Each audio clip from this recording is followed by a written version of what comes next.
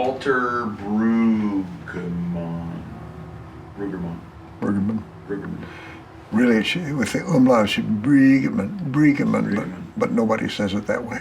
Do you think that's why you've been like a hidden mystical prophet, because people can't spell your last name and search you on Google? It could be. God's protected you with a complicated last name. That's right. It's not searchable. Does God ache, Walter? I mean, is God up there like weeping with us weeping? Like, oh, I think so. I think so. Yeah. In Jeremiah and Hosea, you have some of God's laments. He's so. In fact, I tried to make the case. I don't know that I did it very well. That the prophets portray God not as much angry as sad. so is God using our suffering? I mean, is he using our creating it, causing it? Is the dark? Well, I don't know, but I think people would say not causing it, but making use of it. Making use of it. Yeah.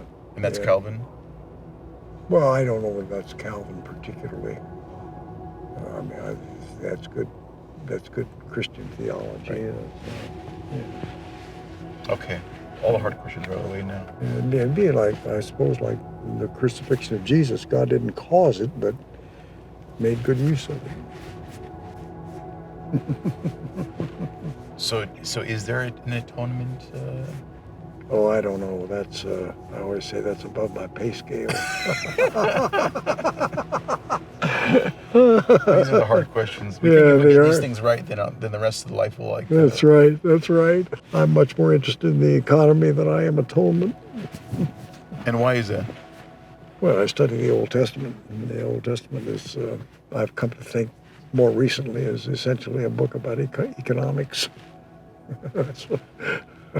So, you know, I've written a book recently called Money and Possessions, and I learned so much by doing that book. So, yeah. And it's something we just don't want to talk about for some reason. That's right. We've invented categories to avoid it. The issue is not really socialism or capitalism. The issue is how do we organize the economy to act out the deep truth of neighborliness. And I suspect what we're always going to have, that we have now, is a mix of socialism and capitalism. It's always going to be a mix. And to have an argument about those mantras, I think, is wildly unhelpful.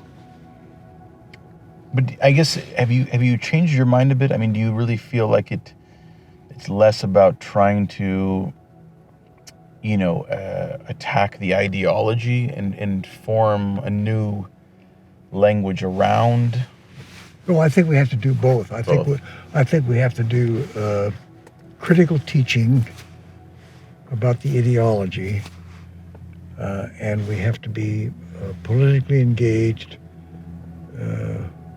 locally and in every way you can imagine. But the political engagement is no substitute for ideology critique. We have to do both. That's what I think. Yeah, and I think that for the purposes of ideology critique, the Bible is a huge, urgent reference point, and the reason it continues to be a huge reference point is that the Bible is treated in distorted ways as a legitimator of that destructive ideology. So we have to have an argument about that. And do you think that's why there's a bit of a mass exodus, because the prosperity gospel in some ways isn't truly, transforming the community? Oh, the prosperity gospel is a fraud from the ground up, because it's simply an endorsement of privatism and individualism. It doesn't have anything to do with a neighborly economy. Hmm. So as we're making this film, I mean, how do we have eyes to see? Like, is it our job to begin to dissect and, if everything is so entangled this way? It is. You It know, is. how- Well, it depends on what you want to do and what you're able to do in the film. But if the film is a part of the teaching, what I've said already in my book, Prophetic Imagination, is that the two pieces of work are to critique the ideology that is a phony worldview, and to imagine an alternative, and the alternative is a neighborhood. So that's the work, and what I hope is that your film will get on both those tasks. But this is really stepping out into a certain wild wilderness kind of trust that something out there that's not here is going to come and Yeah, yeah, that's right. And in Israel, in the paradigmatic story, is the Exodus, and they were in Pharaoh's totalism, and they left and they went to the wilderness. And they thought they were going to die, because if you leave the totalism, it feels like you're going to die. And what they found there was manna bread. What they found there was meat from quail that flew in. They found water from rocks. It turned out that everything they needed for life was available in the wilderness. But they had been led to believe by Pharaoh that you couldn't live out there, because Pharaoh was not sending supplies. So it turned out in the narrative that God provides for life outside the totalism. And then in the New Testament, that wilderness story gets reperformed when Jesus does his feeding miracles. He does it in the wilderness. He feeds 5,000 people, then he feeds 4,000 people. So that what the church wants to say is, if you stay close to Jesus, there's plenty of bread. We don't know how. We don't explain it. These are astonishing stories. But would you argue that until you step away from the dependency or attachment, you can't truly... That's right. You cannot. We cannot know it, and most of us are not ready to step away very far. The gospel, the Sermon on the Mount, how do you understand it in this context? Was it a bunch of poor people that have left everything? Well, it was Jesus giving assurances that an alternative life after his manner will be a better life. So when he does the Beatitudes, blessed are, blessed are, blessed are, those are all anti-totalism guidelines.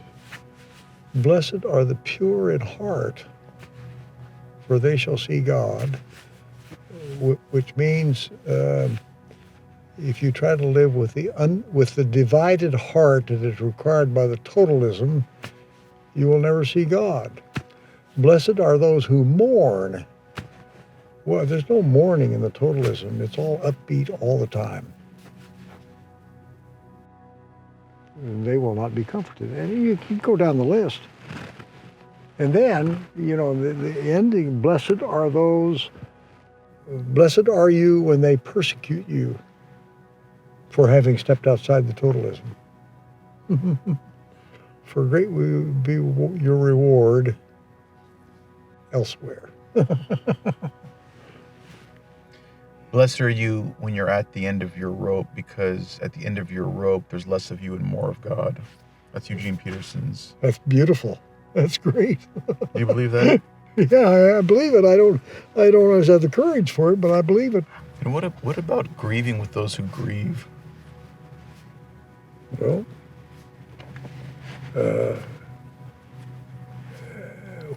what we crave are people to be in solidarity with us in the most elemental places in our life. So then sociologically it becomes, or politically, it becomes a question about how the have-nots can be in real solidarity with the haves with the have-nots, and so on. Or how can whites be in real solidarity with African Americans? You know, I don't think we know much about that. But the healing of our nation, I suspect, requires that. What do you think about this putting off a certain lament, or putting off the grief that's actually here now upon us? It almost feels like we're too afraid to grieve the mistakes we've made. Well, I think we will not get past our violence till we do that. So I think we have to have a great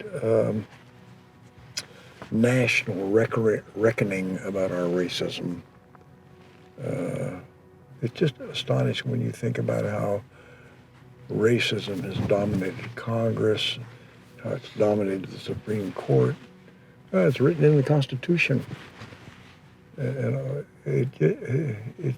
I don't think people, I don't understand that very well, but I don't think we'll have a clue about our history of racism, about which we do not want to speak. And you don't think it's socioeconomic? You think it's I think it's all of that. I think it's multidimensioned.